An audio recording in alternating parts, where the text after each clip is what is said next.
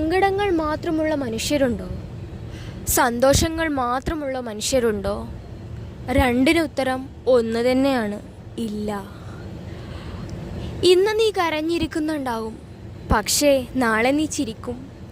ആ പുഞ്ചിരിയെ കാണുമ്പോൾ നീ ഒന്നും മറക്കരുത്, നീ ഇത്രയും നാൾ കടന്നുപോയ അവസ്ഥയെക്കുറിച്ച്.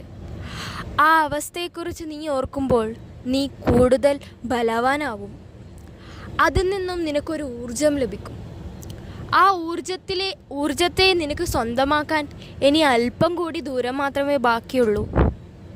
ചിലപ്പോൾ ഇപ്പോൾ നീ കരയുകയായിരിക്കും. ഈ വീഡിയോ കാണുമ്പോഴും കാണുന്നതിന് മുന്നേയും കണ്ടു കഴിഞ്ഞും നീ കരയുന്നുണ്ടാകും. പക്ഷേ ഞാൻ നിനക്ക് ഉറപ്പ് തരുന്നു, ഈ കാലവും കടന്നു പോകും. നാളെ നിനക്കും ഒരു അവസരം വരും. ആ അവസരത്തിനായി നീ കാത്തിരിക്കണം. ഇന്ന് നീ കരഞ്ഞോളൂ, പക്ഷേ ഈ കരച്ചിൽ തുടരില്ല. ഇതിനൊരു അവസാനമുണ്ടാകും. ഇതെൻ്റെ ഉറപ്പാണ്.